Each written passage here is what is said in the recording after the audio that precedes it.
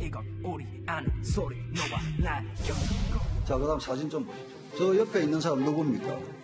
과거 제 민정수석 시절에 윤이죠. 예.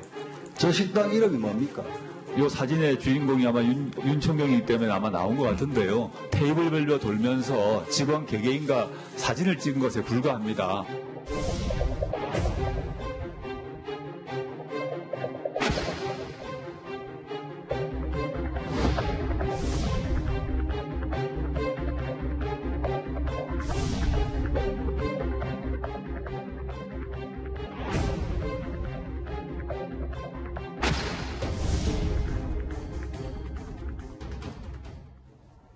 예, 오늘 조국 이슈 새롭게 불거진 이 얘기부터 시작합니다. 검찰의 수사의 칼날이 조국 장관이 몸담았던 민정수석실을 향하고 있습니다. 검찰이 펀드 운용사와 관련 있는 건 아니냐는 의혹이 제기된 이 큐브스의 전 대표 정모 씨에게 구속영장을 청구합니다. 이제 민정수석실로 좀 들어가 볼게요. 김태현 변호사님. 구속영장 청구, 큐브스의 전 대표 어떤 의미가 있는 겁니까? 그러니까 이제 사실 이거는 어떻게 보면은 이 조국 장관 사건의 직계는 아니고 반계라고 보시면 돼요. 그러니까 조국 장관 사건은 중앙지검 특수 2부가 주축이 돼서 특수 3부까지 투입돼서 하는 거거든요. 근데 이거는 특수부 사건이 아니고 형사부 사건이에요. 지금 보시면 이제 큐브스라는 곳이 예전에 이제 에서 전 대표였는데 이 사람이 업무상 횡령하고 자본시장법 위반 혐의로 좀 구속영장을 청구가 된 겁니다. 그러면 이제 이 사람의 개인 범행 비리로 끝나는 건데 이게 왜 지금 조국 장관 사건이 연결이 되느냐 봤더니 그랬더니 보니까 이 윤총경이라고 예전에 이제 버닝썬 사건 때 나왔던 사람 있잖아요. 기억나죠? 예. 그 사람도 큐브스에다 투자를 하는 것이 있고 그 WFM이라는 이 조국 장관 사건에 등장하는 이 WFM이라는 회사도 큐브스에 투자를 했었고 그리고 WFM의 지금 대표이사가 예전에 큐브스에 있던 사람이라는 거예요. 그러니까 큐브스가 이 WFM과 연관이 있는 회사고 윤총경과도 연관이 있는 회사인데 지금 일각에서는 앞서 그 봤던 사진 있지 않습니까? 윤총경하고 이제 조국 장관이 찍었던 사진. 그 사진을 찍어준 게 지금 구속영장 청구된 저 정씨 아니냐라는 의혹을 제기하는 사람들도 있어요. 그런 의혹들도 일부 언론에서 보도가 됐고요. 그래서 제가 이 큐브스의 정씨 사건이 조국 장관 사건의 직계는 아닌데 반계다 이렇게 표현한 거죠. 근데 왜냐하면 뭐 반계이긴 하나 민정수석실로 좀 좁혀가는 게 왜 의미가 있는지 봤더니 조수진 부장. 네. 그러니까 윤총경이 지금 구속된 정 전 대표를 오촌 조카에게 소개시켰다라는 의미가 그러면 이 펀드의 정보가 어디서 새가 났느냐라는 부분도 좀 연관짓을 수 있지 않을까요? 자, 우선요. 예. 이 조국 장관의 펀드 수사는 서울중앙지검 특수부에서 하고 있습니다. 그런데 이 큐브스에 대한 수사는 서울중앙지검 형사 3부에서 하고 있습니다. 그러면 특수부하고 형사부하고 완전히 별개의 사건을 수사하는데 그런데 우리가 왜 큐브스 사건에 대해서 관심을 갖느냐? 바로 형사 3부라는 다른 곳에서 하고 있는 큐브스 수사가 바로 조국 장관과 조국 장관이 민정수석실에서 있었던 민정수석실과 관련된 사람들 이 함께 연루가 돼 있기 때문에 우리가 관심을 갖는 거죠. 자, 우선 이 코링크라는 사모펀드는 사실상 정경심 교수, 조국 장관 부인이 처음부터 만들고 운용했다라는 의혹이 지금까지 나왔어요. 그런데 이 코링크P가 처음에 투자했던 2차 전지업체가 WFM입니다. 그렇죠. 그리고 이 WFM을 통해서 2014년에 8억 원을 투자한 회사가 큐브스예요. 그러니까 전부 다 어떻게 보면은 조국 장관의 가족과 관련돼 있는 흐름이라는 거죠. 이 흐름이요, 이 흐름. 그렇습니다. 그리고 또 한 가지는 이 큐브스에 2015년에 5천만 원을 투자했다가 당시에 문제가 돼서 내사를 받은 사람 바로 윤모 총경. 그렇죠. 버닝썬에서는 경찰총장이라고도 불렸고 또 조국 장관이 민정수석 시절에 민정수석실의 행정관으로도 일한 사람. 그리고 윤 총경과 조국 장관이 회식 때 사진을 함께 찍은 것이 조국 장관의 청문회에 등장했는데 이 사진을 찍어준 사람이 또 큐브스의 전 대표다. 이런 보도까지 나왔거든요. 그러니까 한마디로 말해서 서울중앙지검 특수부와 서울중앙지검 형사 3부가 달리 수사를 하고 있는데 이 그림을 전부 보면 조국 장관의 일가와 관련이 있다. 이렇게 정리할 수 있겠습니다. 알겠습니다. 자, 이번에 검찰이 주목한 건 제 옆에 보이는 단 한 장의 사진입니다. 이 주제로도 짚은 효자동 민정수석실 회식 자리인데요. 찍어준 사람, 찍힌 사람 다 주목해봐야 합니다. 자, 그 다음 사진 좀 보시죠. 저 옆에 있는 사람 누굽니까? 과거 제 민정수석 시절에 이죠? 예, 저 식당 이름이 뭡니까? 청와대 근처에 있는 모 식당입니다. 저희 전체 회식이 있던 날입니다. 네? 이 사진 누가 찍었습니까? 저희 직원들 중에 한 명이 찍었을 거라고 생각합니다. 그 당시 조금 전에는 70명 정도 왔다고 했다가 올 수 있는 사람들이 와서 마치 이 사람과 제가 둘이서 무슨 밀담을 한 것 같으면 그게 아닙니다. 이 사진의 주인공이 아마 윤총경이기 때문에 아마 나온 것 같은데요. 제가 이때 찍은 사진이 아마 수십 장이 아마 있을 것입니다. 이 사진, 다시 지금 회자되고 있는 이 사진, 장혜철 평론가, 이 사진이 지금 구속된 정 전 대표가 찍은 건 아니냐. 윤청경하고 조국 장관이 나온 사진을요. 근데 이거의 연결고리는 결국 이 투자 정보를 정 전 대표와 조국 장관 측이 교환했을 거 아니야. 교류했을 거 아니야. 이 부분이겠죠? 실제로 사진을 누가 찍어줬는지 아직 100% 확인이 된 사안은 아닌데요.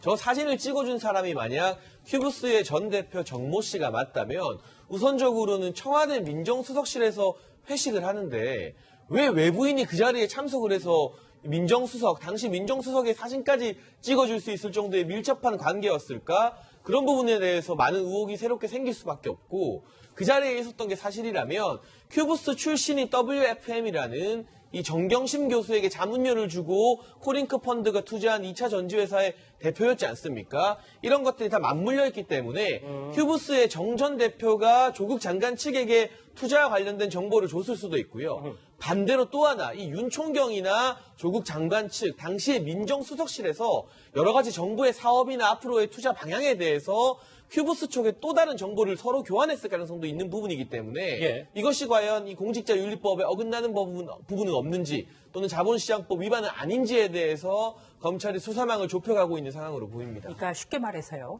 자, 조국 당시 민정수석 그리고 윤총경 당시 민정수석실 행정관 민정수석실의 회식 자리에 외부인이 왔다.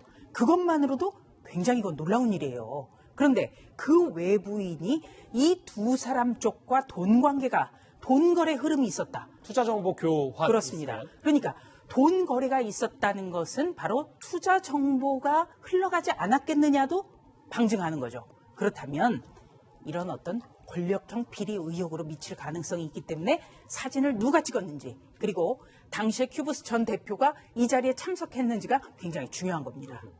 자, 만약 사진을 촬영한 사람이 큐브스 전 대표, 구속영장이 청구된 정모 씨가 맞다면 상황이 좀 복잡해질 수도 있다는 얘기가 나옵니다.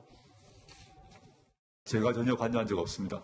제 처가 블라인드 펀드이기 때문에 블루코가 어디에 투자하는지 그 자체를 알 수가 없는 구조인 것입니다. 제가 그때 물론 그 불찰입니다만은 제 처가 펀드 들어간다는 생각하고 여러 펀드 이름 중에 하나라고 생각하고 제가 이게 지금 말하는 사모펀드인지 뭔지 자체를 몰랐습니다. 배종순 소장님. 네. 이 조국 장관 측은 아니 뭐 사진 외부인이 와서 찍을 수도 있고 이 사진 하나로 너무 의미를 확대하는 거 해석하는 거 아니냐 라는 얘기를 하고 있습니다. 네.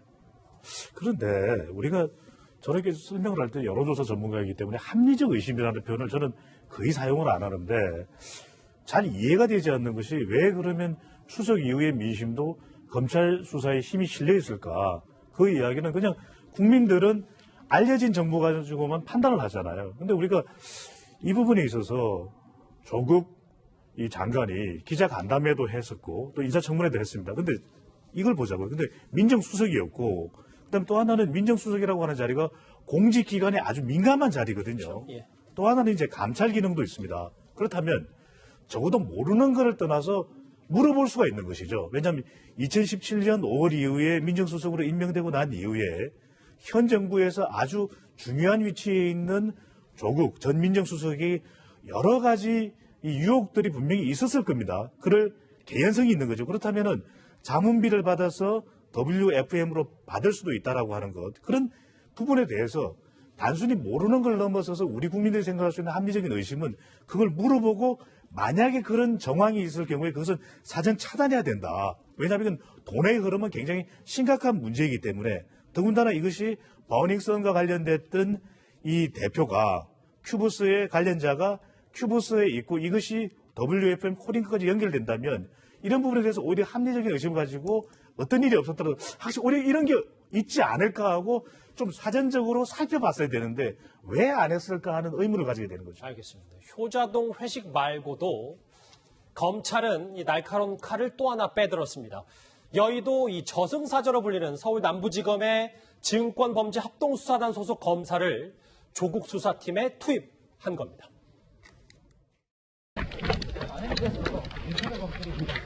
얘기했다는 게 있는데 그거는 어떤 건지 안 물어보셨어요?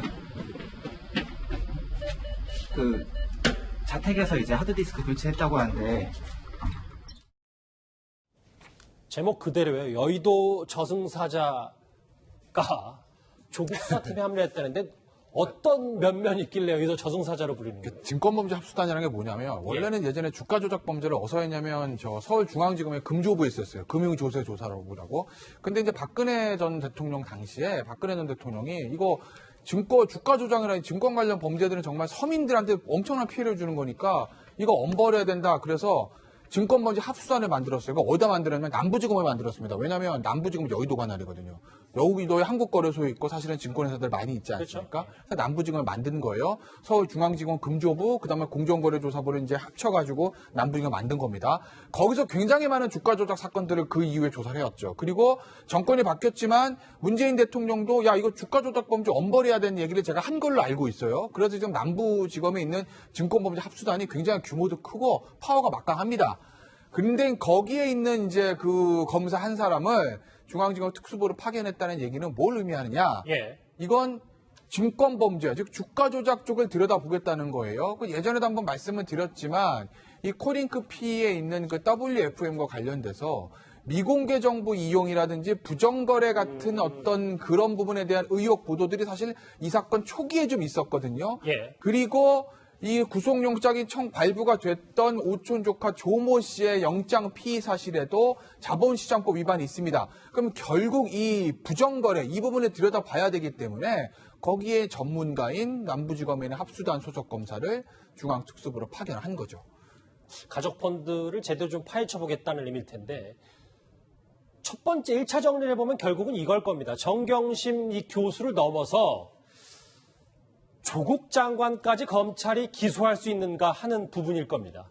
윤석열 총장 참으로 좀 고민이 깊을 것 같은데요. 조수인 부장. 그런데 여기서 좀 우리가 알아둬야 될 게 8년 전에 윤석열 총장이 비슷한 사건을 겪은 적이 있습니까? 네. 중수 1과장 시절의 사건입니다. 2011년인데요. 당시 중수 1과에서는 김종창 전 금융감독원장의 공직자윤리법 위반 혐의 이 부분을 수사해서 기소를 했습니다. 그런데 대법원 무죄 판결이 났어요. 당시 상황을 조금 설명을 드리면요. 이 김종창 전 금융감독원장이 주식 4만 주를 부인이 다른 사람 명의로 운용한 사실이 나왔는데 이 주식 4만 주 4억 원어치의 자금이 어디서 났느냐 보니까 이 김종창 전 원장이 계좌에서 나갔다는 겁니다. 그러니까 검찰에서는 사실상 김종창 전 원장이 공직자윤리법, 그러니까 공직을 가진 시간에는 주식 등의 재산 증식을 할 수 없다라는 법을 위반한 것이 아니냐 이렇게 본 것이죠. 그렇기 때문에 이번에 과연 당시의 수사검사였던 윤석열 검찰총장이 공직자윤리법 위반으로 조국 장관을 기소할 수 있겠느냐, 그리고 또 기소를 한다면 유죄를 입증해낼 수 있겠느냐, 이거를 법조계에서는 굉장히 관심을 갖는데요. 김종창 전 금융감독원장과 조국 장관의 차이가 있죠. 뭡니까? 조국 장관은 바로 이런 어떤 그 공직자윤리법 위반을 전부 다 관리 감독하는 민정수석에 위치해 있었다는 점입니다. 그렇기 때문에 당시와는 굉장히 다르다. 그리고 단순하게 김종찬 전 원장 같은 경우에는 그러니까 돈을 부인에게 증여를 해서 그 부인이 그걸로 주식 거래를 했기 때문에 그 주식 거래는 남편이 대신한 거라고 볼 수 없다라는 게 대법원 판결이었거든요. 그런데 현재는 사모펀드의 운용이 점점 더 조국 장관 부인이 처음서부터 만들고 운영을 했고, 그리고 조국 장관도 알았을 것이라는 정황이 나오고 있다는 점, 이게 상당히 다른 것이죠. 그래서 기소 가능성이 높다. 기소 가능성이 있다. 이렇게 볼 수 있겠습니다. 알겠습니다. 자, 이 윤청경과 관련된 새로운 의혹, 그리고 조국 장관을 옥죄어오는 윤석열 총장의 얘기까지 짚어봤습니다.